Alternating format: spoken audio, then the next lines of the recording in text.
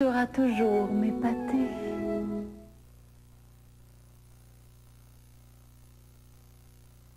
Lorena Bobbitt, Tonya Harding, Nancy Kerrigan, des noms qui étaient inconnus au début de l'année.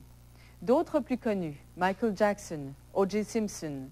Ces noms ont défrayé la chronique, fait la manchette, mais surtout ont dominé comme jamais auparavant le contenu des émissions d'information télévisées aux États-Unis et dans le monde entier d'ailleurs. Triomphe de l'information spectacle, rançon des progrès technologiques qui permettent le règne de l'instantané. Julie Miville-Dechaine s'est penchée sur ces questions.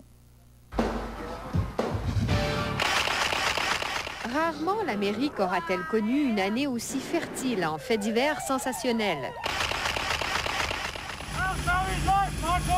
En plus de se marier, Michael Jackson a versé des millions à un adolescent pour éviter d'avoir à répondre à des accusations d'attentat à la pudeur. I am particularly upset by the handling of this mass matter by the incredible, terrible mass media.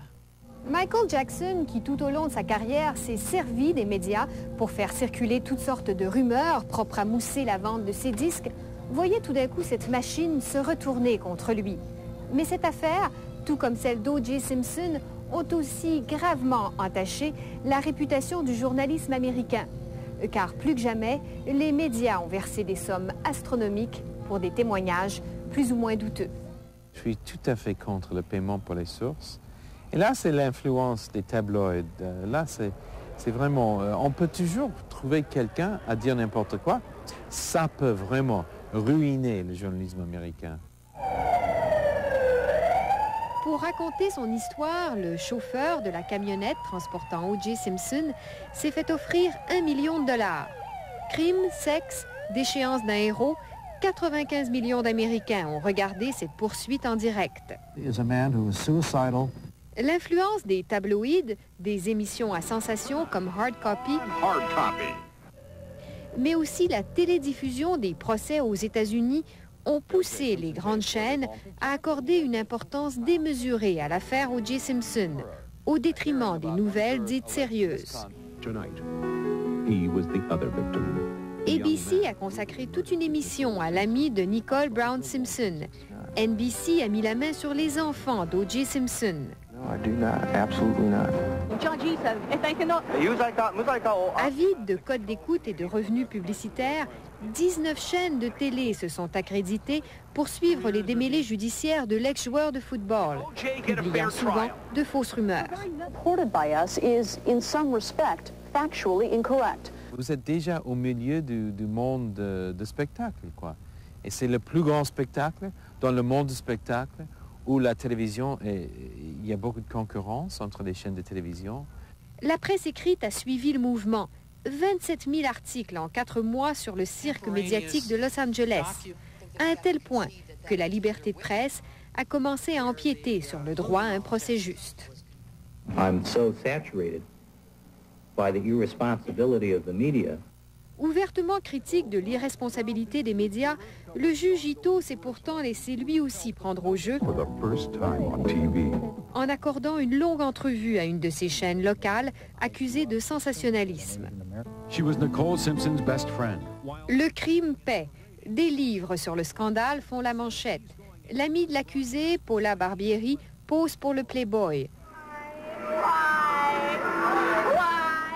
Des excès déroutants qui ont aussi marqué l'attentat contre la patineuse Nancy Kerrigan. La presse américaine est devenue tellement obsédée par cette histoire que les moindres faits et gestes de Harding et de Kerrigan ont dominé les Jeux olympiques. Et que dire de l'affaire Bobbitt? 15 camions satellites, 200 journalistes couvrant dans le menu détail un procès où l'on a exhibé l'arme du crime, l'endroit où le pénis a été jeté, et où l'on a expliqué que Bobbitt avait perdu le tiers de son sang, photo à l'appui.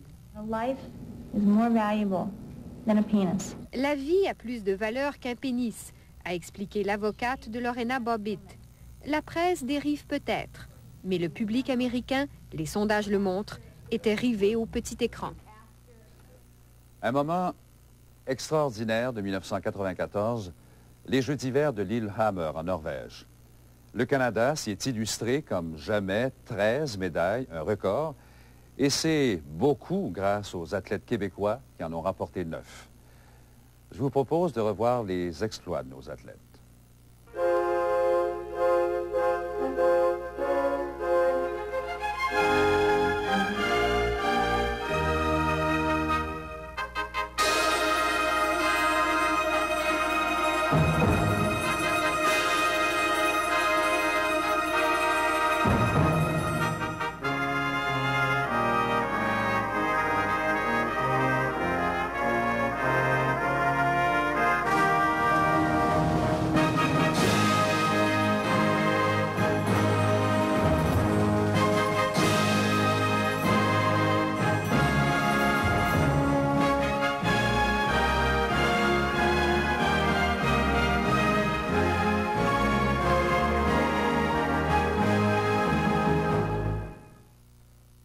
Just Desserts, un restaurant de Toronto, réputé jusqu'alors pour ses gâteries, est devenu le symbole de toute autre chose en 1994. Le meurtre d'une adolescente au cours d'un hold-up a provoqué un débat de fond au Canada sur la criminalité. Reflet de l'insécurité croissante d'une partie de l'opinion, cette affaire, et d'autres que nous rappelle Claude Gervais, a aussi relancé la controverse sur le contrôle des armes et même sur l'immigration.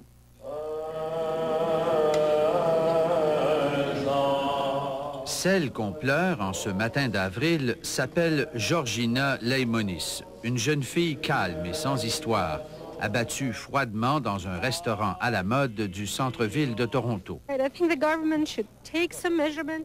le gouvernement y voit rapidement, disait cette femme. Ce meurtre est commis là où il n'arrive jamais rien. La victime est blanche, les suspects sont noirs.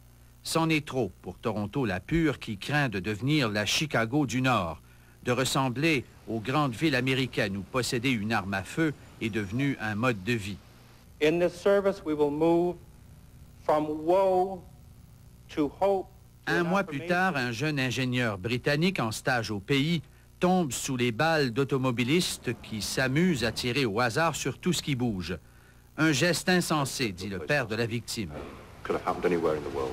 Cet incident aurait pu se produire n'importe où, ajoute le père. Dommage que ça se soit produit au Canada. Au Canada, il y aurait 7 millions d'armes à feu en circulation et chaque année, près de 14 000 personnes y perdent la vie par balle. Sans dire que rien de tout cela laisse le Québec indifférent, reste que le débat a plutôt lieu ailleurs au Canada. On dirait qu'hors Québec, on en fait une question d'identité nationale face à cette Amérique voisine sans foi ni loi. It's so devastating and it's killing me day by day by day.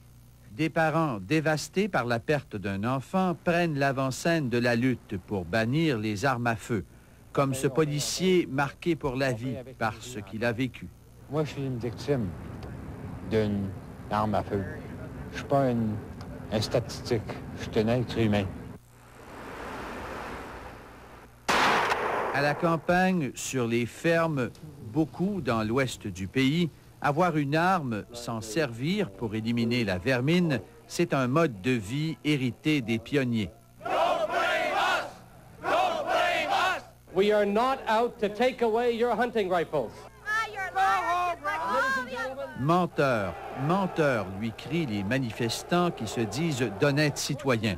Pourquoi nous punir pour des crimes commis par des criminels qui contourneront toujours les lois en vigueur? Le contrôle de l'élément criminel, même si tu avais tout l'enregistrement que tu veux, puis tous les contrôles que tu veux, tu n'accompliras pas tes objectifs. Prenez le cas de Détroit, au Michigan. On y vend des armes comme des bonbons. Windsor, en Ontario, est toute proche. Il est facile pour des contrebandiers à petite ou grande échelle de s'y approvisionner auprès d'intermédiaires qui ont accès à des magasins bien fournis et de revendre ces armes au Canada. C'est à cela, disent les opposants, qu'il faudrait s'en prendre et seulement à cela. The violence, the murders. They don't want their communities to become combat zones like in some American cities. Mais fin novembre, le premier ministre est clair. Il ne laissera pas Toronto et certaines autres villes devenir des champs de bataille comme le sont devenus plusieurs grands centres américains. Ajoutez à cela un ingrédient pour rendre la recette explosive, des immigrants criminels. Il est impossible chaque année d'accueillir 250 000 de gens sans qu'il ne s'y trouve parmi eux des indésirables. De janvier 1993 à mai dernier, 1800 de ces criminels ont été expulsés. Mais Ottawa a aussi perdu la trace de quelques-uns d'entre eux. Dans ces conditions, pas surprenant qu'Ottawa profite du 5e anniversaire du drame de Polytechnique, où 14 jeunes femmes ont été abattues à l'aide d'un fusil d'assaut, pour annoncer un plan d'action très attendu. Des sentences plus longues pour ceux qui utiliseront des armes dans la commission d'un crime. L'interdiction de vendre des armes automatiques et plusieurs armes de poing. Enfin, un système central d'enregistrement des armes à feu. Satisfaction prudente pour certains, déclaration de guerre pour le Conseil canadien des armes à feu. Parce que nous, on représente 7 millions de gens, on possède 21 millions d'armes à feu et nous votons et on a une mémoire très longue. Au Québec, c'est plutôt une certaine crise de confiance envers la police et la magistrature qui aura dominé l'année 94. Du côté des juges, des gaffes devenues célèbres, la juge Véro, le juge Crochetière. Et du côté de la police, une affaire surtout, celle de Richard Barnabé, un chauffeur de taxi toujours dans le coma. Patrice Roy. Richard Barnabé aura passé l'année 1994 prisonnier de son corps. Aujourd'hui, les médecins ne lui donnent plus aucune chance d'en sortir. Il est toujours dans un coma végétatif, là. Et puis, on ne peut pas dire qu'il y a tellement de progrès là, pour le moment. C'est dans le nord de Montréal, sur le parvis d'une église, que toute cette histoire a commencé. Richard Barnabé, un chauffeur de taxi, est pris d'une crise d'angoisse. Il veut absolument parler à un prêtre qu'il connaît bien. Il casse une vitre de son église, la police est appelée. Barnabé, pris de panique, s'enfuit à Laval, chez son frère, qui est un policier de Montréal.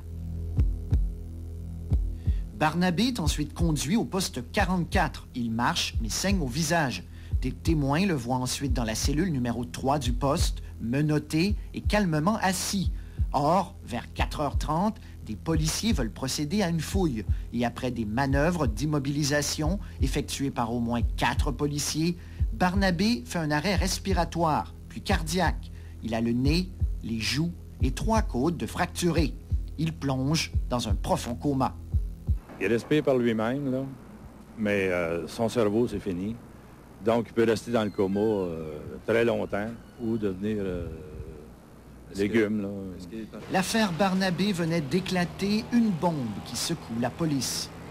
Comme citoyen, j'ai été révolté de voir le sort qui est arrivé à cet homme-là. Le 11 janvier, 6 policiers sont accusés de voies de fait ayant causé des lésions. Il s'agit d'André Lapointe, Michel Vadeboncoeur, Pierre Bergeron, Louis Sanson, Manon Cadotte et Carl Anderson. J'ai décidé de suspendre sans traitement et pour une période indéterminée les 6 policiers accusés. Le nouveau chef Duchesneau, en plus de l'affaire Barnabé, aura eu un autre coup dur. La publication en juillet dernier du rapport Malouf. Un rapport extrêmement sévère envers la police. Problème de communication, de discipline, d'encadrement. Bref, selon Malouf, une police qui tolère l'incompétence. Le service de police a été abondamment critiqué de ne pas avoir... Le rapport Malouf propose 42 recommandations. 26 d'entre elles ont déjà été suivies, répond le nouveau chef. En tout cas, la famille Barnabé, elle, ne veut plus tolérer cette apparente incompétence. Elle intente une poursuite de 7 950 000 $ contre la CUM et 10 policiers qui étaient présents au poste 44. C'est une chose... terrible qui arrive, puis on veut pas que ça se reproduise. C'est pour ça qu'on veut qu'il y ait des mesures exemplaires qui soient apportées. Le 12 décembre dernier, après l'enquête préliminaire, le juge Joël Goberman conclut que 5 des 6 policiers devront subir un procès pour voies de fait grave. Carl Anderson est le seul qui s'en tire pour absence de preuves.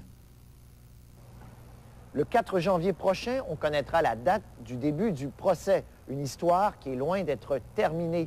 Et s'ils sont reconnus coupables, les 5 policiers s'exposent à des peines de 14 ans d'emprisonnement. Richard Barnabé, lui, ne pourra suivre ce procès.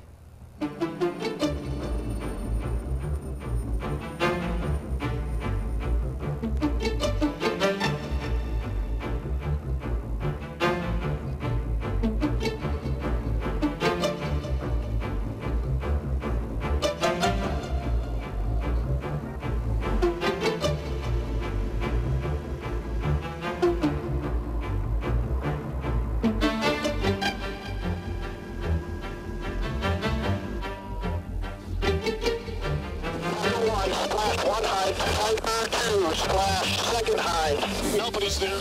Nobody can survive it.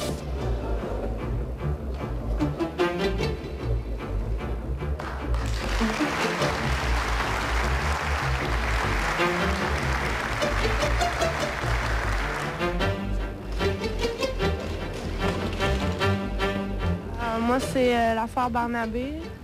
Pourquoi donc? Parce que je trouve ça n'a pas d'allure faire ça à quelqu'un. 6 policiers sur une personne comme ça n'a pas d'allure. Je dirais que pour moi, ce sont les crimes violents qui m'ont le plus frappé. Parce qu'on remarque soit au niveau des individus comme les groupes, comme les peuples, les crimes violents sont de plus en plus violents. Ce qui m'a le plus impressionné, moi, c'est le Rwanda, la guerre au Rwanda. Je trouve ça assez époustouflant qu'on ne puisse rien faire pour régler ces choses-là alors qu'on est complètement équipé pour faire quelque chose. Enfin, elle est arrivée, la super grande vente après Noël chez Sport Shawinigan. Des rabais de 30 à 60% sur tous les vêtements d'hiver sans exception. Et ce n'est pas tout. Ensemble de ski alpin à partir de 259,95. Ensemble de ski de fond système Salomon à partir de 159,95. Planche à neige Mazo et fixation à partir de 369,95. Sans oublier des rabais de 30 à 60% sur les gants, tuques, mitaines, cols roulés, sous-vêtements. Sport Shawinigan, 5e rue à Shawinigan. Pendant la vente du million, chez Ameublement Tanguay, tout est réduit et ça comprend les plus grandes marques en électroménager. Chez Ameublement Tanguay, vous pouvez être assuré d'une qualité supérieure.